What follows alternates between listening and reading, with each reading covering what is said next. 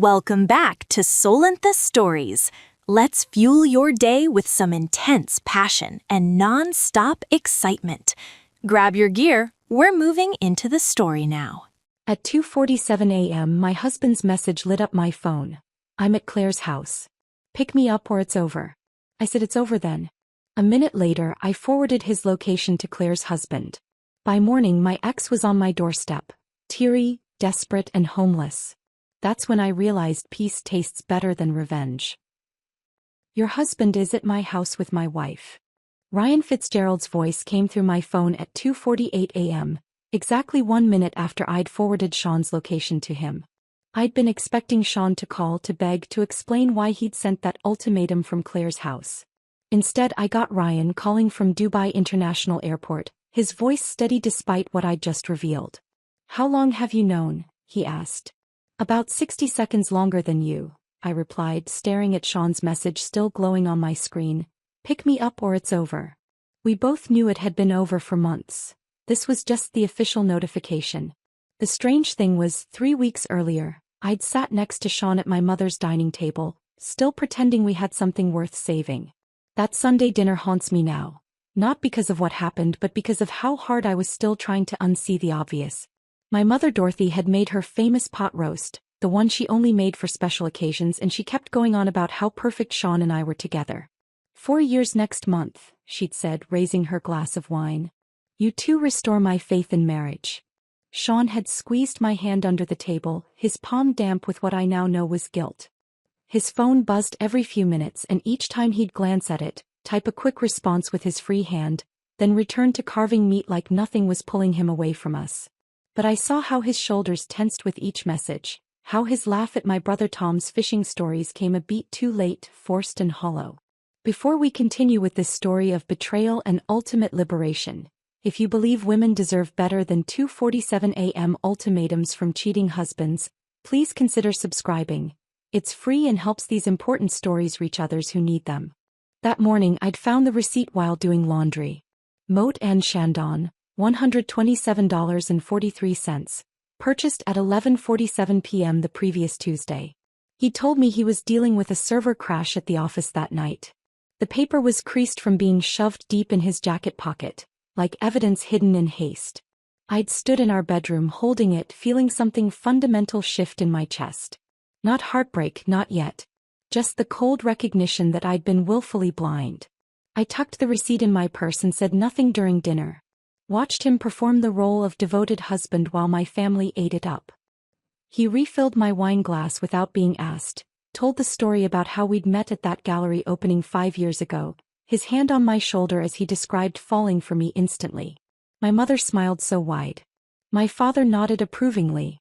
Tom's wife Jennifer kept saying we were couple goals. The irony wasn't lost on me. Everyone saw what they wanted to see. Just like I'd been doing for months. The morning routines had become the most telling performances. Sean still made coffee for both of us, but now he'd angle his body away while reading texts, the phone tilted so I couldn't see the screen. Our goodbye kisses had devolved into brief brushes of lips, so quick they barely registered as contact. He'd started showering at night instead of mornings, filling our apartment with cologne that seemed too intentional for sleep. "Big presentation tomorrow," he'd say, already heading to the bathroom at 10 p.m. with his phone in hand. I'd lie in bed, listening to the water run longer than any shower needed to be, wondering if he was texting her from behind the locked door. The smell of his body wash would drift out, something new he'd bought, sharper and more expensive than his usual brand. Everything about him was becoming sharper, more expensive, more carefully curated. Just not for me. The company summer picnic had been the moment I should have known. 2 months before that 2:47 a.m. message, we'd all gathered at Green Lake Park for volleyball and barbecue. Ryan Fitzgerald had introduced his wife Claire with such pride, his arm around her waist, calling her my better half without irony. She'd barely made eye contact with me when we shook hands, her smile too bright, too brief. But when Sean told his story about the Peterson account, the one he'd supposedly been working late on, Claire laughed like it was the funniest thing she'd ever heard. Her hand landed on his arm and stayed there while she pointed out the dessert table. Such a small gesture but intimate in a way that made my stomach drop. Later, during volleyball, I caught them sharing a look across the net. Not a glance, A look. The kind that carries whole conversations, secrets, promises. Sean missed the ball because he was watching her and everyone laughed except me. I stood there in the July sun, sweating through my sundress, finally understanding why he'd been so eager to attend a company picnic he usually complained about. That was the day I started paying attention instead of looking away. Started noting the gym membership charge on our credit card. Not for the gym 3 blocks from our apartment, but one in Fremont, right near Claire's neighborhood. Started tracking how every Peterson account emergency coincided with Ryan's travel schedule. The Thursday night before that Sunday dinner at my mother's, Sean had called at 7 p.m. to say he'd be late again. His voice had that practiced casualness that tried too hard to sound normal. Peterson's being difficult about the quarterly reports, he'd said. Don't wait up. I stood in our kitchen holding the lasagna I'd made, his favorite with the homemade sauce that took 3 hours, and said, okay. That was all. Just okay. Because what else was there to say? I ate alone at our small dining table, scrolling through his social media, discovering he'd liked every one of Claire's posts from the past month. Beach selfies, morning coffee shots, inspirational quotes about following your heart, and life being too short for regrets. Each heart emoji he'd left on her posts felt like a tiny betrayal, a breadcrumb trail leading to an inevitable conclusion. When Ryan called me at 2:48 a.m. from Dubai International Airport, his voice surprisingly calm, I realized we'd both been watching our marriages dissolve from different continents. Him from hotel rooms in the Middle East, me from our half-empty bed in Seattle. I just bought a ticket home, he said after our initial exchange. I've been collecting evidence for weeks. Madison, my sister, she's been sending me screenshots from Claire's Instagram stories. But I needed concrete proof. And I just gave it to you, I said, my voice steady in the darkness of our apartment. Christina, Ryan said, and I heard the weight of what came next. Thank you. For not letting me be the fool any longer than necessary. We ended the call without goodbye, two strangers united by the same betrayal, about to navigate the wreckage our spouses had created while we'd been trying to save marriages that were already dead. I sat there in the dark, Sean's ultimatum still glowing on my screen, and realized this moment had been building for months. Every receipt, every shifted phone screen, every late-night shower had been leading here, to 2:47 a.m. on a random Wednesday, when the pretense finally ended and the truth demanded its due. The credit card statement arrived the following Monday as it always did, tucked between grocery store circulars and a water bill. I almost missed it, would have missed it if I hadn't been looking for answers after Ryan's call. My hands were steady as I opened the envelope, but what I found inside made them shake. Fitcore Gym, monthly membership. $180. The address was in Fremont, nowhere near our Queen Anne apartment, but exactly 3 blocks from Claire's Colonial on Maple Avenue. Sean came home that evening with fresh energy, his dress shirt clinging to him in new ways. His shoulders had broadened, his waist had trimmed. I'd noticed the changes but attributed them to stress, maybe cutting back on beer. Now I understood the 5 a.m. alarms, the gym bag that lived in his car, the protein shakes appearing in our refrigerator. Maybe we should start working out together, I said casually, folding the credit card statement and placing it on the counter where he'd see it. There's that new place on Pine Street running a couples special. He was washing an apple at the sink, his back to me. His shoulders stiffened. I actually prefer working out alone. It's my thinking time, you know? Before the day gets crazy. Right, I said. Fremont's pretty far for thinking time though. The apple stopped moving under the water. He turned off the faucet slowly, deliberately, then turned to face me. It's near the office. I go before work sometimes. His office was downtown, nowhere near Fremont. We both knew it. He bit into the apple anyway, the crunch too loud in our quiet kitchen, and walked past me to the living room. The credit card statement remained on the counter, untouched, unchallenged, a line neither of us would address directly. 2 weeks later, my sister Linda's wedding arrived like a test I was destined to fail. The invitation had been on our refrigerator for months. The Fairmont Hotel downtown, a black tie evening affair. I'd bought a new dress, navy blue with subtle beading. Sean had promised we'd make a weekend of it, maybe stay at the hotel, have brunch the next morning like we used to when we were dating. About the hotel, he said that morning, adjusting his tie in our bedroom mirror. I checked the rates. It's $300 a night. We should probably just drive home after. Linda's wedding is once in a lifetime. I said, already knowing where this was going. We'll stay for the ceremony and dinner. But I've got that early meeting Monday, need to prep Sunday. His reflection wouldn't meet my eyes. At the reception, I watched Linda and her new husband, Michael, dance to their first song. Sean stood beside me, his hand on my lower back in that performative way he'd perfected. My cousin Beth approached during the salad course, her voice gentle with concern I didn't want to acknowledge. "Everything okay with you too?" she asked while Sean was at the bar. "He seems distracted. Work's been demanding," I said, the excuse automatic now. She nodded, but her eyes said she wasn't buying it. "If you ever need to talk." Sean returned with our drinks just as the main course arrived. His phone buzzed. He glanced at it, frowned, then stood. "I need to take this. Peterson's having another crisis." He walked toward the lobby, phone already at his ear. I watched him go, noting how he ran his hand through his hair as he talked, a gesture he only made when he was nervous. 10 minutes passed.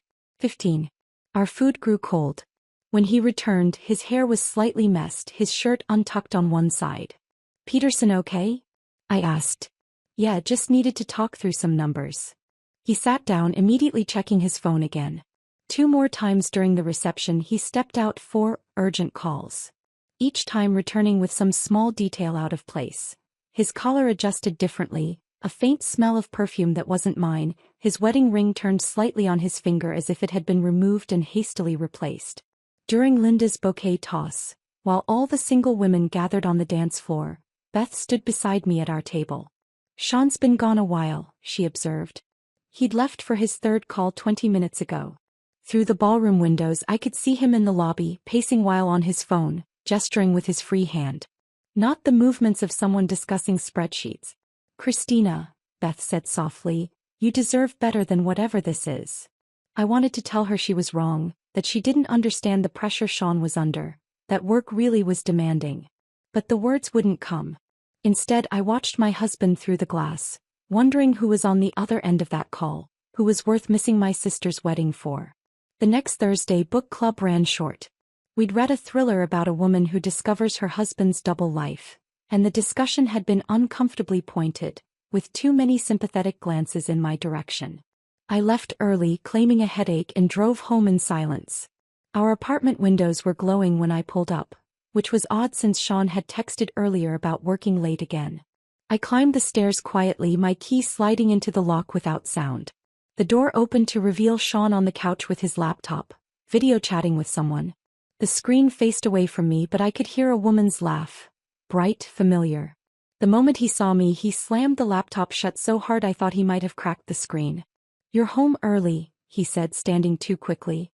"Book club ended early." I set my purse down, noticing things I'd missed in my rush to enter. 2 wine glasses on the coffee table, though one had been hastily moved behind a stack of magazines. A candle burning on the mantel. Not one of ours, something expensive that smelled like jasmine and vanilla. The throw pillows rearranged on the couch, creating a cozier space than our usual setup. "Who are you talking to?" "Derek," he said without hesitation. "He's planning something for your birthday. Wanted my input on restaurants." My birthday was 4 months away. Derek had never planned anything for it in the 5 years we'd all known each other. But Sean's explanation came out in a rush, words tumbling over each other about surprise parties and keeping secrets and wanting to make it special this year. The candle flickered between us, its unfamiliar scent filling our apartment. I walked to the kitchen, noting the wine bottle on the counter. A Pinot Noir we didn't have this morning. 2 glasses used, one hastily rinsed and placed in the drying rack. "Derek drinks beer," I said quietly. "He's trying to be more sophisticated," Sean replied, but his voice had gone flat. The next morning I found the candle in our bathroom trash, wrapped in newspaper like evidence being disposed of. The wine glasses were in the dishwasher, run overnight as if that could wash away whatever had happened in our home while I was discussing fictional betrayals at book club. 3 days after that came Ryan's goodbye party at the office. Claire organized it, of course, printing photos of Ryan's various project successes, arranging catering from his favorite Thai restaurant. She wore a black dress that seemed too formal for an office party, her makeup perfect despite the tears she kept dabbing away with tissues. 6 months, she said to the gathered crowd, her voice breaking. 6 whole months without him. Ryan stood beside her, his arm around her waist, looking uncomfortable with her dramatic display. When he caught my eye across the conference room, something passed between us. A recognition, maybe, of performances we were both witnessing. As people started mingling, Ryan approached me near the coffee station. "Christina, I wanted to ask you something." He pulled out his phone, adding my number to his contacts. "Would you mind checking in on Claire occasionally? I know she says she'll be fine, but 6 months is a long time." Behind him, I watched Sean place his hand on Claire's shoulder, leaning in to whisper something that made her laugh through her tears. "Of course," I told Ryan, saving his number in my phone. "I'll keep an eye on things." The temperature had dropped to 38 degrees by the time I pulled into my parents' driveway on Thanksgiving, 3 months after Ryan's departure. The house glowed warm against the November darkness, windows fogged with kitchen heat. I sat in my car for a moment, checking my phone one more time. Sean's last text from 2 hours ago: "Running late. Start without me." My mother Dorothy had the dining room set for 8. The good china, cloth napkins folded into swans, her grandmother's silver candlesticks polished until they gleamed. She'd been cooking since dawn, the turkey a golden masterpiece surrounded by every side dish our family had ever loved. Tom and Jennifer were already there with their twins, my father Harold stationed in his recliner watching football, the house filled with the sounds of a normal family holiday. "Where's Sean?" my mother asked, not for the first time, as she handed me the green bean casserole to place on the table. "He'll be here soon. Work emergency." The lie came so easily now. By 6 p.m. we couldn't wait any longer. The twins were getting restless, and the turkey was starting to dry out despite my mother's careful tenting with foil. We sat down, Sean's empty chair screaming his absence. My father said grace, his voice carrying that particular tone of disappointment he'd perfected during my teenage years. At 7:15 my phone buzzed. Claire's car broke down. Helping her get to a mechanic. "Don't wait up." I read it twice, then set my phone face down on the table. Of course. Claire's car. On Thanksgiving. When every mechanic in Seattle was closed and Ryan was thousands of miles away in Dubai. The table had gone quiet, everyone pretending to focus on their plates while stealing glances at Sean's empty chair. "Is everything all right, honey?" My mother's hand covered mine, her touch gentle but her eyes sharp with concern. "Sean's helping a coworker with car trouble," I said, cutting my turkey into smaller and smaller pieces. My father set down his fork with deliberate precision. The sound echoed in the silence. He didn't say anything, he didn't have to. Harold Brennan had been married to my mother for 37 years. He'd never missed a family dinner for someone else's crisis. By 8 p.m., my mother was wrapping leftovers in aluminum foil, creating careful packages labeled with masking tape. "For Sean," she said, though we both knew he wouldn't eat them. She pressed a container of stuffing into my hands, then pulled me into the kitchen while the others watched football. "Marriage is hard work, sweetheart," she whispered, her hands busy washing dishes that didn't need washing. "But it shouldn't be this hard." The drive home felt endless. Every red light gave me too much time to think about where Sean really was, what he was really doing. Our apartment was dark when I arrived, cold in that particular way that meant no one had been home all day. I put the leftovers in our refrigerator, still labeled in my mother's careful handwriting, and went to bed alone. Sean came home at 1 a.m., sliding into bed smelling like wine and someone else's perfume, his breathing deliberately steady as if he could fool me into thinking he'd fallen asleep immediately. The following Tuesday, I sat in Dr. Martinez's examination room, my blood pressure reading higher than it should be for a 32-year-old woman. She'd been my doctor for 6 years, had seen me through a miscarriage Sean and I never talked about anymore, knew my body's patterns better than I did. "The anxiety medication doesn't seem to be working," I told her, my hands twisted in my lap. "I can't sleep. My heart races randomly. I feel like I'm waiting for something terrible to happen." Dr. Martinez set down her tablet, her brown eyes studying me with that particular medical combination of clinical assessment and human concern. "Christina, is everything okay at home?" The question unlocked something I'd been holding so tightly it had calcified in my chest. The words tumbled out. The late nights, the gym membership in Fremont, the receipts for dinners I didn't eat, the way Sean looked through me now instead of at me. I talked about finding wine glasses for 2 when I'd been gone, about Claire's tears at Ryan's goodbye party, about Thanksgiving dinner with an empty chair. Dr. Martinez handed me tissues I didn't realize I needed, then sat back in her chair. What you're describing sounds like situational anxiety caused by ongoing stress. I can increase your medication, but Christina, medication can't fix a relationship that's causing you harm. She wrote 2 prescriptions. One for a higher dose of anxiety medication, another for a therapist named Dr. Sarah Chen. Then she pulled open a drawer and handed me several pamphlets. Recognizing emotional abuse, gaslighting in relationships, when love hurts. I'm not saying this is what's happening, she said carefully. But education is never harmful. And Christina, taking care of your mental health isn't admitting failure. It's choosing survival. I left with a paper bag full of resources I was too embarrassed to read in the parking lot. The therapy referral stayed in my purse for a week before I finally made the call. The next interruption to my careful denial came from Madison Fitzgerald, Ryan's sister. She called my work line on a Wednesday afternoon, her voice cautious like someone approaching a spooked animal. Christina, I hope I'm not overstepping, but I need to tell you something. My stomach dropped. Is Ryan okay? Ryan's fine. It's about Claire. And your husband. The office suddenly felt too small, the walls pressing in. I could hear my coworkers typing, living their normal lives while mine tilted off its axis. What about them? Claire has a private Instagram account. She thinks I don't follow it, but I do under a fake name. She's been posting things. Photos that suggest. God, I don't know how to say this. Just say it, Madison. There are photos of them together.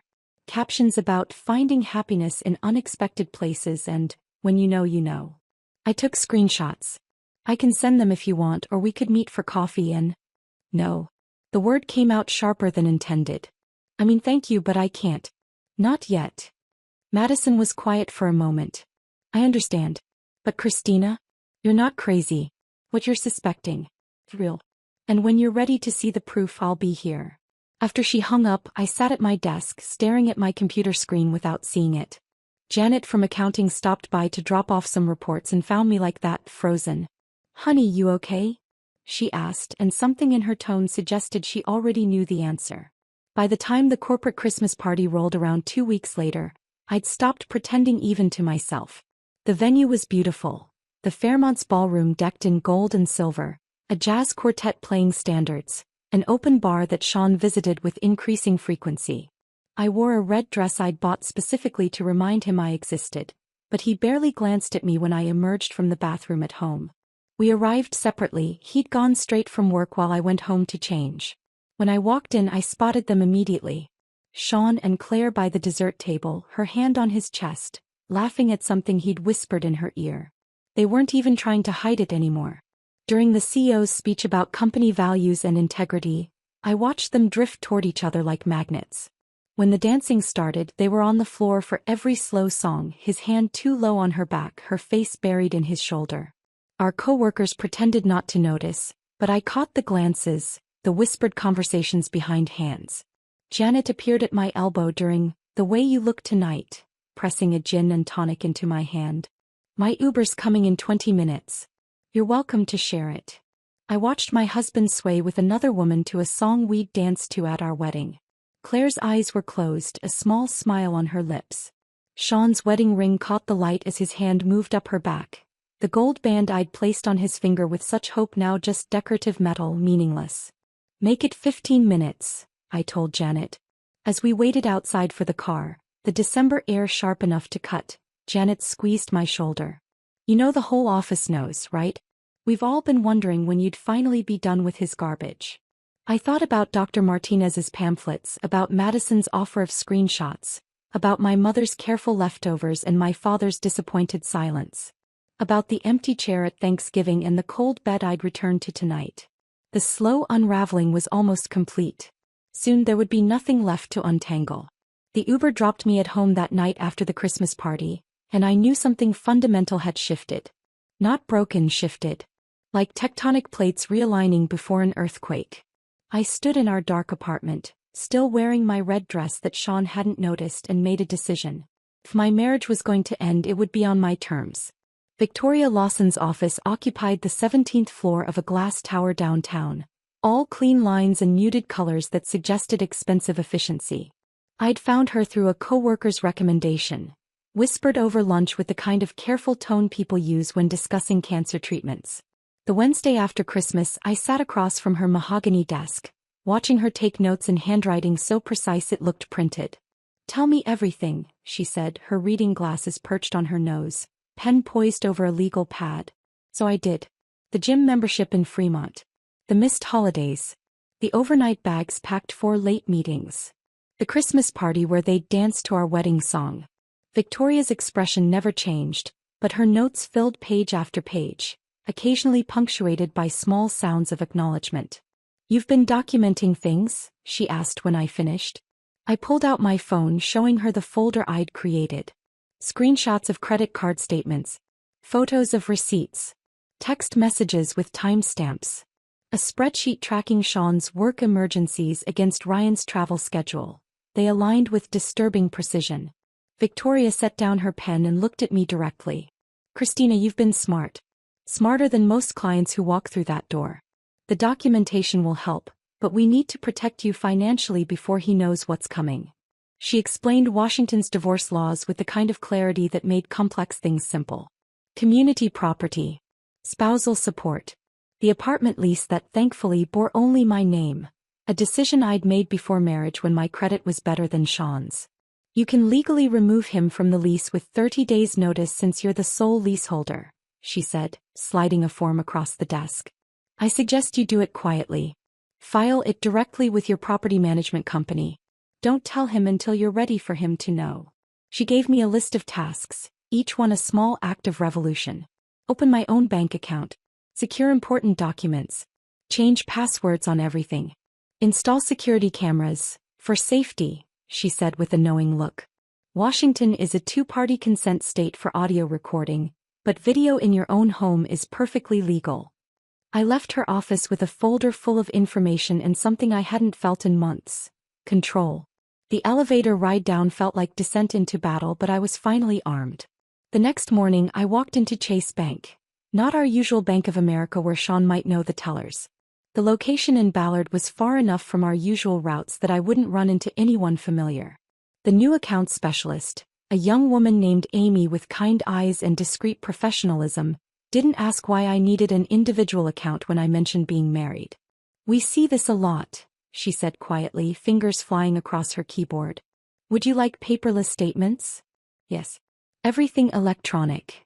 She helped me transfer exactly half our joint savings, $12,000 that represented years of careful budgeting, vacation funds we'd never use, the start of a down payment for a house I'd never buy with Sean. The debit card would arrive in 7 to 10 business days at my office address. The checks I'd never use went into my purse like evidence of a crime I was about to commit. Walking out of Chase, I felt my phone buzz. Sean asking what was for dinner. I texted back, "Working late tonight. Fend for yourself." The lie came easily, probably because I'd learned from the best. I stopped at a small cafe in Ballard, ordering chamomile tea with hands that shook slightly as I handed over my new debit card for the first time. The transaction went through. Such a small thing, but it felt like the first breath after being underwater. The security cameras arrived via Amazon 2 days later, during Sean's morning workout in Fremont. The package was heavier than expected. 4 cameras, a central hub, cables that would need hiding. I'd watched 3 YouTube installation videos the night before while Sean slept beside me, learning about angles and blind spots and motion detection. The living room camera went up first, positioned to catch the front door and main space. Another in the kitchen, angled toward the dining area. One in the hallway facing our bedroom door. The fourth I tucked into the bookshelf, nearly invisible among my paperbacks, covering the area where Sean usually sat with his laptop. The app on my phone came alive with feeds from each camera. 4 squares showing our empty apartment from different angles. I could check them from anywhere, record footage, receive alerts when motion was detected. The first test came that very evening, Sean arriving home at 6 p.m., normal time, empty-handed. But the next Wednesday the cameras caught him packing an overnight bag at 3 p.m. when he was supposedly in back-to-back meetings. He folded his clothes carefully. The gray sweater I'd bought him for Christmas, his expensive jeans, the cologne he only wore for special occasions. The unexpected network of support began forming without my conscious effort. Janet from accounting had started forwarding me things without being asked. Thought you should see this, her emails would say, attached with Sean's expense reports showing dinner for two at restaurants I'd never been to, charges at hotels during lunch hours, Uber receipts to addresses in Fremont. Marcus, our building's doorman, had taken to greeting me with extra warmth. One evening as I collected mail he mentioned casually, "Your husband left pretty early this morning. Around 5 a.m. Hope everything's okay with that work emergency." There had been no work emergency. Sean had told me he was going to the gym. "Thanks, Marcus," I said, understanding the gift he was giving me. These tech companies always something urgent. Even Patricia from the coffee shop downstairs had noticed. She'd been making my morning latte for 2 years, knew I liked an extra shot on Mondays, remembered my name without asking. The day after I'd installed the cameras she handed me my coffee and held my gaze. "You okay, honey? You seem different lately." "Stressed. Just work stuff," I said automatically. She nodded slowly. "That husband of yours used to come in every morning, you know. Haven't seen him in months. Now he gets coffee at that place in Fremont, according to his Instagram." She pulled out her phone, showing me Sean's public profile I'd stopped checking. There he was, tagged at Lighthouse Coffee in Fremont, posted by someone with the username Claire_47. "Men," Patricia said, shaking her head. "They think they're so clever." By New Year's Eve, 2 days away, I had a filing system. Bank statements in one folder. Screenshots in another. Camera footage backed up to the cloud. Written timeline of events that Victoria had suggested I maintain. Contact information for 3 divorce attorneys besides Victoria just in case. The business card for Dr. Sarah Chin, the therapist Dr. Martinez had recommended, finally pulled from my purse and pinned to my bulletin board. Each piece of evidence was another brick in the wall I was building between my old life and whatever came next. Sean had no idea that while he was constructing his affair, I was constructing my exit. He still kissed my forehead each morning, that distracted, obligatory touch. Still said "love you" when he left, the words hollow as an echo. Still came home smelling like jasmine and vanilla, Claire's perfume now as familiar as his cologne. But I was no longer the woman waiting with cold lasagna, hoping for explanations. I was the woman with cameras recording his lies, bank accounts he didn't know about, and a lawyer on speed dial. The war hadn't been declared yet, but I was ready. Every document filed, every dollar secured, every ally identified, they were all weapons waiting to be deployed. The apartment felt different now, even though nothing visible had changed. It was no longer our space but my surveillance zone. Each room held secrets. The hidden cameras, the lawyer's card in my jewelry box, the new bank statements arriving only to my email. I moved through our home like a spy in enemy territory, gathering intelligence for a confrontation that felt inevitable as sunrise. New Year's Eve arrived with the kind of bitter cold that makes Seattle huddle indoors. Sean had left for Derek's party around 9, kissing my forehead with those dry lips that felt like a stranger's touch. Derek was in Tahoe with his girlfriend. I knew because he'd posted Instagram stories all day. But I said nothing, just watched Sean adjust his collar in the hallway mirror, spraying on cologne like armor against his conscience. The apartment fell silent after he left. I poured myself a glass of the Malbec we'd been saving for a special occasion, realizing this qualified. Midnight came and went with no text from my husband, no champagne kiss, no promises for a better year ahead. The city celebrated below my window while I sat in darkness, the only light coming from my laptop screen. Our wedding photos lived in a digital folder titled Forever. Such naive optimism in that naming. I opened it at 12:47 a.m., the photos loading like evidence at a trial. There we were, 5 years younger, stupid with hope. Sean's eyes actually focused on me then, his smile reaching all the way to the corners. I looked radiant in white lace, believing I'd found my person. Delete. The beach ceremony shot vanished. Delete. Our first dance disappeared. Delete. The cake cutting, his mother crying, my father's proud smile. All of it erased with clinical precision. Each photo removed felt like surgery without anesthetic, necessary but brutal. By 1:30 a.m. the folder was empty. 5 years compressed into nothing, leaving only blank space where memories used to live. I moved to the living room, unable to face our bedroom where Sean's pillow lay untouched, that void on his side of the bed that had become permanent geography. The security camera app showed the empty apartment from 4 angles, timestamp running in the corner like a countdown to something I couldn't name. The coffee maker beckoned. Sleep was a fantasy now anyway. The coffee was too strong, bitter enough to make my eyes water, but I drank it black while scrolling through my phone. Sean's location showed him at Claire's house. Not Derek's party. Not some club downtown.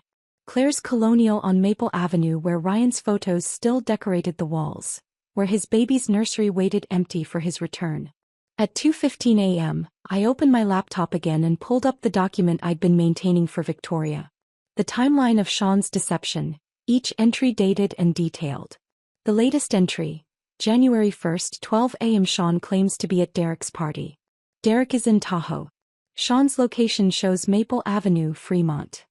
I was adding this note when my phone exploded with the emergency notification at 2:47 a.m. The sound ripped through the apartment silence, that specific tone Sean had programmed for himself, the one meant for true emergencies. My hands were perfectly steady as I read his message. I'm at Claire's house. Pick me up or it's over. The ultimatum sat there on my screen, pulsing with entitlement. He wanted me to drive across the city at 2:47 a.m. to retrieve him from his affair, like I was some kind of ride service for his infidelity. The audacity was almost impressive. I read it 3 times, each reading solidifying something that had been liquid in my chest for months. This was it. The moment everything crystallized into perfect, sharp clarity. My fingers moved across the keyboard without trembling. It's over then. 4 words. No explanation, no emotion, just fact. But I wasn't finished. Ryan's contact information was already pulled up. We'd exchanged numbers at his goodbye party when he'd asked me to watch out for Claire. The irony of that request felt like dark poetry now. I forwarded Sean's location pin with surgical precision, adding a single line. Thought you should know where your wife is entertaining my husband at 2:47 a.m. You're in Dubai, right? The moment I hit send, Sean started calling. The phone lit up with his face. A photo from 2 years ago when he still looked at me instead of through me. I watched it ring, counted the vibrations against the coffee table, then declined the call. He called again immediately. Declined. Declined. Claire's number appeared next, then Sean again, then an unknown number that was probably Claire's landline. The phone became a lightning storm of desperate attempts at contact, buzzing and ringing and lighting up like a casino machine hitting jackpot. I picked it up, looked at the chaos of notifications, then held down the power button. The screen went black. The silence that followed felt sacred, like the moment after confession when sins are supposed to be forgiven. Except I wasn't seeking forgiveness. I was granting myself absolution. The bedroom welcomed me differently now. The bed seemed larger without the weight of waiting for Sean. His pillow no longer mocked me. It was just fabric and filling, meaningless without the person who should be using it. I slid under the covers, my body finding the center of the mattress instead of clinging to my designated side. For the first time in 6 months, maybe longer, I fell into real sleep. Not the fitful, half-aware vigilance I'd been calling rest, but actual deep sleep where the mind finally releases its death grip on consciousness. I dreamed of empty rooms with white walls, of painting them colors Sean would hate. Deep burgundy, midnight blue, that perfect shade of green that looks like forest shadow. I dreamed of silence without the underlying question of where he was, who he was with when he'd come home. Morning arrived with sunlight streaming through windows I'd forgotten to close the blinds on. No alarm needed. My body woke naturally at 7 a.m., refreshed in a way that felt foreign. The apartment was still silent, but it was a different quality of silence now. Peaceful instead of tense. Complete instead of waiting. I made coffee in the French press, taking time to measure the grounds precisely, to wait the full 4 minutes for it to steep. My phone sat on the counter, still powered off, a black mirror reflecting nothing. The urge to turn it on flickered and died. Not yet. This piece was too precious to shatter with whatever digital chaos waited inside. Instead, I sat at the kitchen table with my coffee and watched Seattle wake up below. People walking dogs, joggers defying the January cold, normal life continuing while mine had just detonated and reformed into something unrecognizable. The coffee tasted perfect, not too bitter, not too weak. Everything felt sharper, more defined, like I'd been looking at life through frosted glass and someone had finally cleaned it. At 8 a.m. I finally powered on the phone. It vibrated for 30 seconds straight, Notifications piling up like accident victims. 23 missed calls. 57 text messages. 19 voicemails. The numbers felt like a score in a game I'd already won. Sean's first voicemail, timestamp 2:48 a.m. Baby, please, I can explain. It's not what it looks like. Claire had too much to drink at a party and I was just making sure she got home safe. Please call me back. Claire's voicemail, 3:15 a.m. sobbing, You vindictive witch. You've ruined everything. Ryan's coming home. You've destroyed my life. But the one that made me smile, actually smile, was Ryan's, 3:45 a.m. Christina. I'm at Dubai International Airport. I've booked the first flight home. My lawyer will be in touch about the evidence. Thank you for having the courage to do what needed to be done. I set the phone down on the kitchen counter, Ryan's voicemail still echoing in my mind, when I heard footsteps on the stairs outside. Heavy, uneven, like someone climbing who hadn't slept. Through the peephole, I saw Sean standing there at 8:15 a.m., looking like someone had assembled him from spare parts of the man I'd married. His shirt was the same one from last night but wrinkled beyond salvation, half-tucked, with a coffee stain spreading across the chest. The gas station cup in his hand shook slightly, plastic lid not quite secure, threatening to spill. I opened the door but didn't step aside to let him in. The January morning air rushed between us, carrying the smell of his desperation, stale alcohol, Claire's perfume, and the particular sourness of panic. Chris, thank God, he started, moving forward like he belonged inside. I held up my hand. You can say what you need to from there. His face did something complicated. Surprise, hurt, then anger cycling through like channels on a broken TV. It's my apartment too. Actually, it's not. I pulled the document from the side table where I'd placed it days ago, knowing this moment would come. You were removed from the lease last week. 30 days notice was filed with management on December 28th. You have until January 27th to collect your belongings. The paper trembled in my extended hand. He didn't take it, just stared like I'd spoken in a foreign language. The gas station coffee slipped from his grip, hitting the concrete hallway with a splash that looked like modern art, dark liquid spreading in directions that made no sense. You can't do that. The apartment's in my name. Always has been. My credit, my deposit, my signature. You're listed as an authorized occupant, which I had legally revoked. Victoria's words came through my mouth, calm and precise. Your belongings will be available for pickup by appointment. His legs seemed to give up their structural duty. He leaned against the doorframe and for the first time I saw him clearly. Not the marketing executive with the easy smile, not the husband who'd charmed my family, not even the cheater who'd been living a double life. Just a 34-year-old man who'd gambled everything and lost. Claire kicked me out, he whispered. The moment Ryan called her from Dubai. She literally threw my clothes on the lawn. Said I wasn't worth losing her marriage over. Said I was just entertainment while Ryan was gone. I wanted to feel something. Sympathy, vindication, even pity. But there was only the cold observation of fact, like watching a nature documentary about predators becoming prey. My phone buzzed. Madison Fitzgerald calling. I should take this, I said, starting to close the door. Christina, please. Your mother knows some good hotels, I said, then shut the door with the soft click of finality. Madison's voice burst through the moment I answered. Christina, you have to hear this. Claire completely lost it. She's been throwing Sean's stuff on the lawn for the past hour. The neighbors called the cops thinking it was a domestic dispute. Through my window I could see Sean still standing in the hallway, staring at the closed door like it might magically open.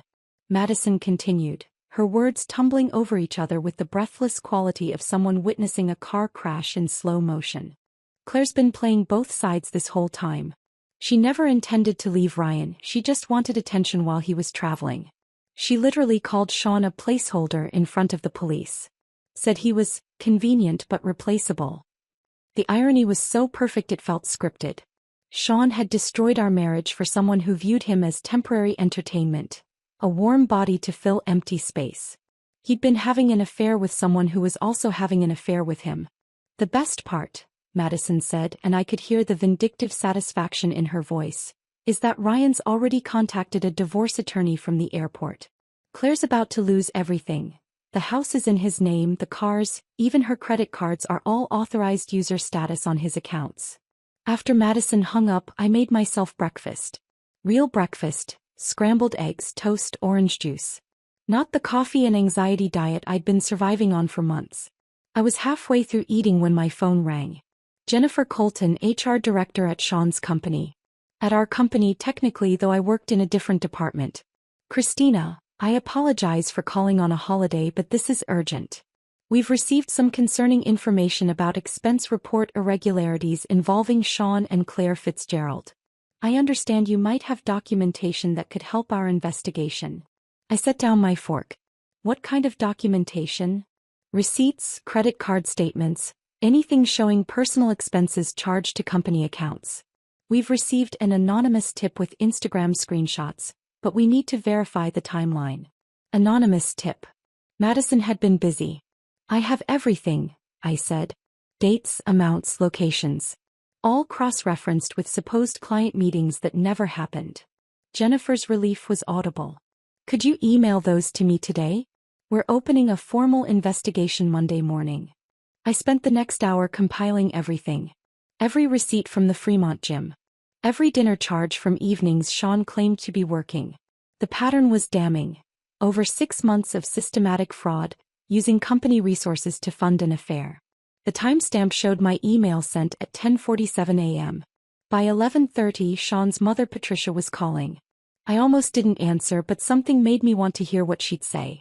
Patricia Brennan had always been a force of nature. The kind of mother who believed her son could do no wrong, who'd made excuses for every failure, every shortcoming, every red flag I'd tried to discuss with her over the years. How could you? She launched in without preamble, her voice shaking with tears and rage. He's standing in my driveway destroyed because you couldn't forgive one mistake. Patricia, I said, keeping my voice level, it wasn't one mistake. It was 6 months of calculated deception. He was at another woman's house at 2:47 this morning. He's confused. He needs support, not abandonment. Marriage is about working through problems. He made his choice. Repeatedly. For months. Her tears transformed into something harder, meaner. You're heartless. Absolutely heartless. Throwing him out like garbage, destroying his career, humiliating him publicly. Heartless, I repeated, tasting the word. Patricia, heartless is what he did to me while Claire's husband was overseas working to support his family. Heartless is lying every single day for 6 months. Heartless is sending me an ultimatum from his affair partner's house at 2:47 a.m. You're going to regret this, she hissed. I'll make sure everyone knows what kind of person you really are. You'll pay for destroying my son. Your son destroyed himself, I said. I just stopped enabling it. The line went dead. I deleted her number from my phone, another small act of liberation. By noon, my security camera app showed movement. Sean had returned with Derek in a rental van, loading boxes I'd packed and left in the building's mailroom as Victoria had suggested. He moved like an old man, shoulders curved inward, that confident posture I'd once found attractive now completely dissolved. Derek kept trying to talk to him, but Sean just shook his head, loading box after box of the life he'd gambled away. The camera caught him looking up at our window once, just standing there in the parking lot, holding a box labeled Wedding Albums. I watched him through the electronic eye of the camera, feeling nothing but the distant observation of a chapter closing. Derek had just driven away with the last box when Victoria called. The court date is set. February 15th, 9 a.m. Bring everything we've discussed. Her voice carried that particular satisfaction of a lawyer who knew she'd already won. The 6 weeks between that call and the courthouse felt like watching a slow-motion avalanche from a safe distance. Sean hired an attorney, some budget lawyer from a strip mall who specialized in DUIs and quick divorces. I knew because Jennifer from accounting, who'd become an unexpected ally, mentioned seeing Sean in the parking lot of Affordable Legal Solutions, looking like he'd aged 5 years in 5 weeks. February 15th arrived gray and drizzling, Seattle's sky matching the gravity of the occasion. Victoria met me outside the courthouse, her navy suit impeccable, her briefcase containing enough evidence to bury Sean twice over.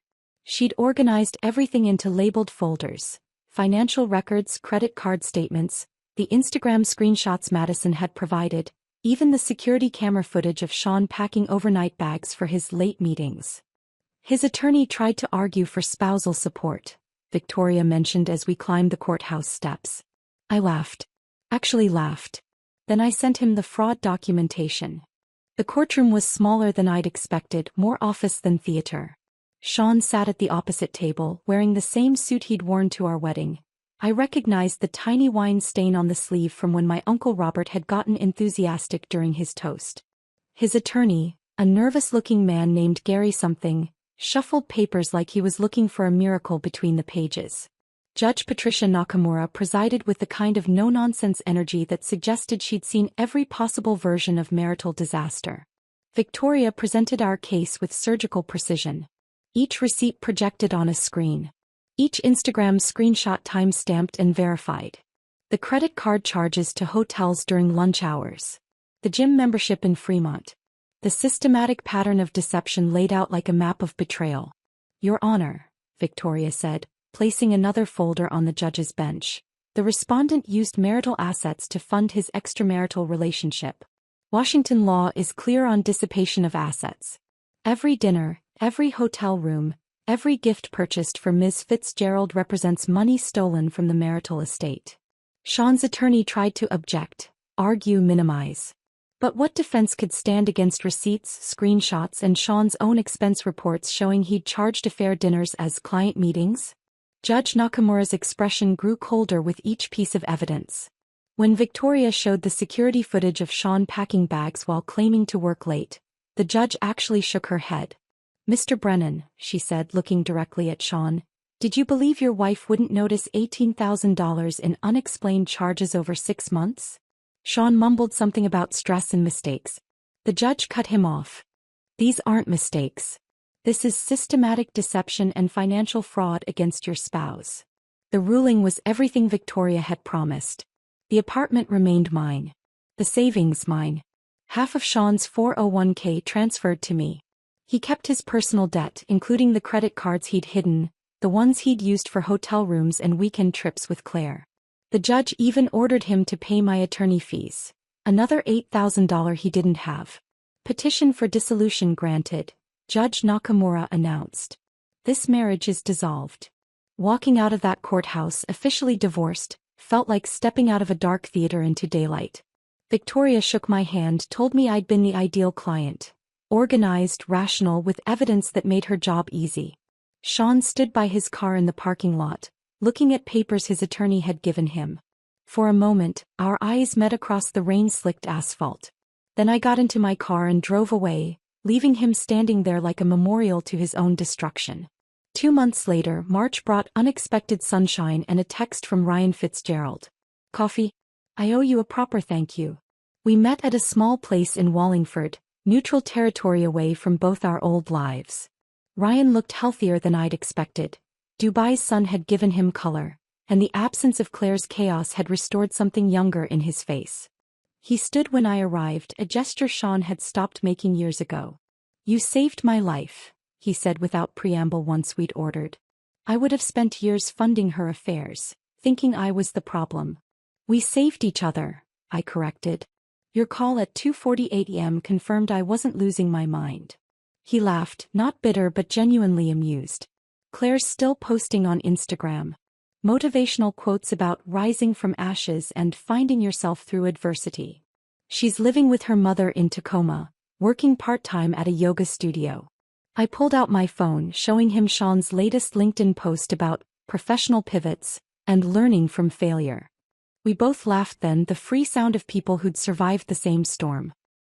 He tried to contact me, Ryan said, stirring his coffee. Sean wanted to compare notes about Claire. Like we were going to form some kind of pathetic support group for men who'd been played. What did you tell him? Nothing. Blocked his number. I'm not interested in bonding over mutual stupidity. We talked for 2 hours, comparing divorce settlements, sharing the absurd details that only people who'd been through the same specific disaster could appreciate. Before leaving, we exchanged numbers, not romantically, just as fellow survivors who might occasionally need to confirm that yes, it had really been that insane. The next test came at family dinner that Sunday. I'd finally told my parents and Tom everything. Not the sanitized version I'd been feeding them, but the whole truth. The 2:47 a.m. message, Claire, the investigation, all of it. Tom's knuckles went white around his beer bottle. I knew something was off at Thanksgiving.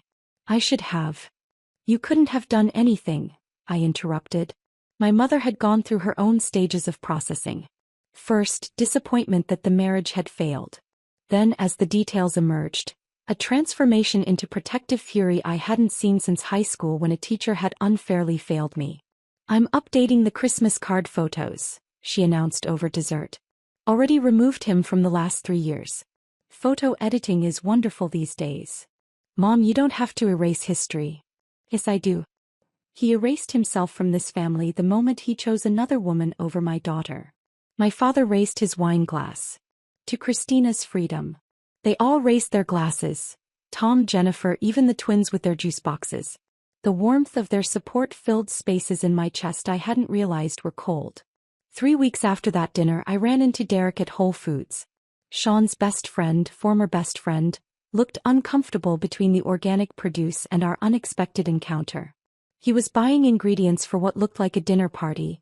Good wine, expensive cheese, the kind of spread Sean used to insist we serve when entertaining. Christina, he said like my name was a question. Derek. I should tell you, Sean's in Portland now. Working at a startup with our friend from college. Entry-level marketing. Entry-level. After 6 years as a senior account manager. The fall was complete. He's dating someone, Derek continued, clearly uncomfortable but feeling obligated to share. 24, just graduated. Thinks he's worldly and sophisticated. I felt nothing. Not jealousy, not pity, not even satisfaction.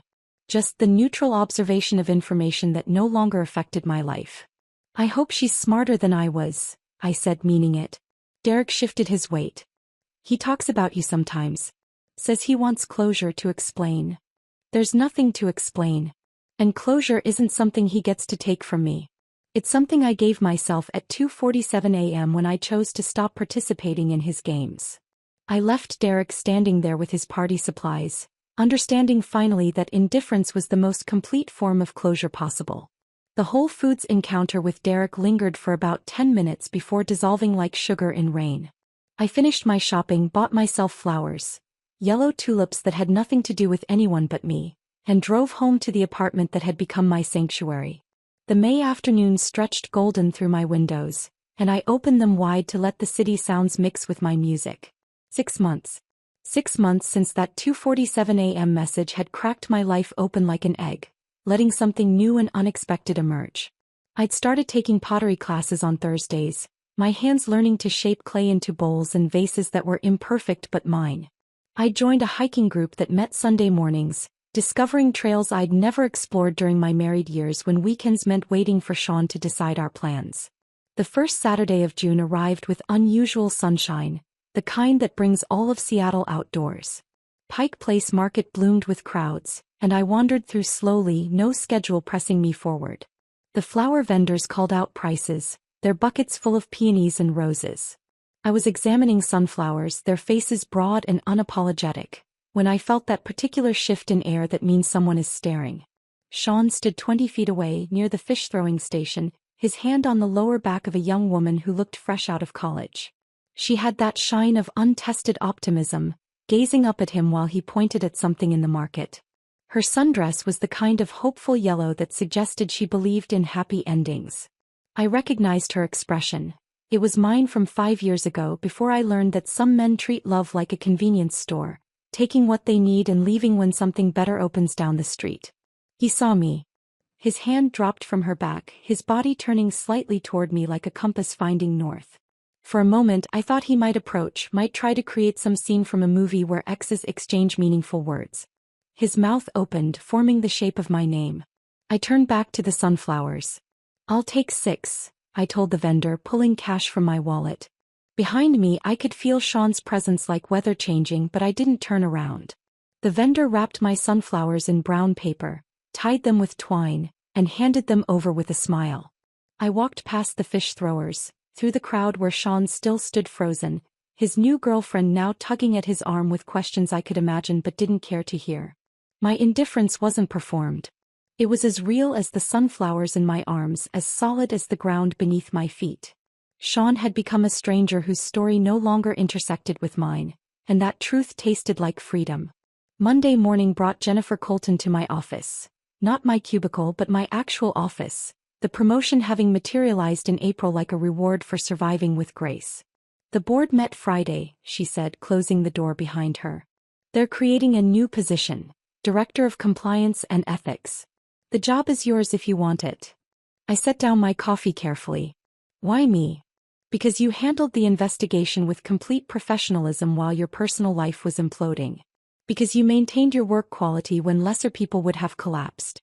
Because the board believes someone who can navigate that level of personal crisis while protecting company interests is exactly who should be preventing future incidents. The irony was almost poetic. Sean's fraud had created the need for this position, and my survival of his betrayal had qualified me to fill it. The salary Jennifer mentioned made me grateful I was sitting down.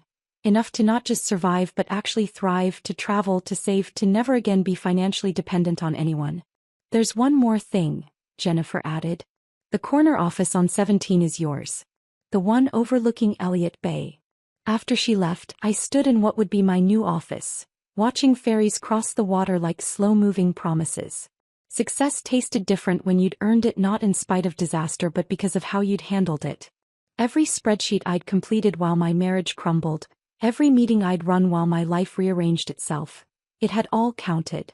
That evening, Seattle delivered one of its signature summer rainstorms, the kind that arrives suddenly and leaves everything clean. I opened every window in my apartment, letting the rain-scented air fill the space. The apartment had transformed since January. New art on the walls, pieces I'd chosen without committee, colors Sean would have called too bold. Plants everywhere, thriving in corners where his gaming setup used to dominate. Books stacked on surfaces because I no longer had to keep everything magazine perfect for someone who didn't notice anyway. I found myself in the closet, pulling out the folder Victoria had given me at our final meeting. The divorce decree, official and stamped, felt like ancient history even though it was only months old. I considered throwing it away but instead tucked it back in the folder. Not as a reminder of pain but as proof of survival. The rain intensified and I made tea, settling into the couch that was now arranged for one person's comfort, not two people's compromise. My phone sat silent on the coffee table, no longer a source of anxiety, wondering who Sean was texting when he'd come home, what excuse he'd offer. Just a device that connected me to people who actually wanted my presence. That's when the understanding arrived, complete and sudden like the rain. The 2:47 a.m. message hadn't been a destruction. It had been a gift wrapped in barbed wire. Sean's ultimatum, pick me up or it's over, had forced me to make the first honest choice I'd made in months. Maybe years. I'd chosen myself. Not revenge, though that would have been easy. Not the dramatic confrontation that movies suggest we need. Just the simple revolutionary act of saying, it's over then, and meaning it. The peace I felt now wasn't the absence of conflict. It was the presence of truth. Every room in my apartment breathed with honesty. Every plan I made included only my own desires. Every morning arrived without the weight of wondering what lies I'd have to navigate. Revenge would have required continuing to engage with Sean's chaos, spending energy on someone who'd already taken too much. But consequences? Those had arrived naturally, like rain after drought. His job lost to his own fraud. His mistress discarding him once the thrill evaporated. His reputation destroyed by his own documented choices. I hadn't needed to orchestrate anything. Truth has its own momentum. I closed my eyes, listening to the rain against windows, and realized something profound. I would never again wake at 2:47 a.m. to someone else's crisis dressed as my responsibility. That specific time had become sacred in reverse. A moment when I'd chosen peace over drama, silence over chaos, myself over someone who'd already chosen someone else. The young woman with Sean at Pike Place would learn her own lessons in her own time. Derek would eventually stop feeling obligated to provide updates. Ryan and I would exchange occasional texts like veterans of the same war, comparing how much better peace felt than battle. But tonight, in my apartment full of plants and art and silence that felt like music, I understood the final truth. Peace tastes better than revenge because it's permanent. Revenge is a meal you consume once, but peace is a home you inhabit forever. And at 2:47 a.m., when Seattle sleeps and the world holds its breath, I sleep too, Deeply, completely, finally free.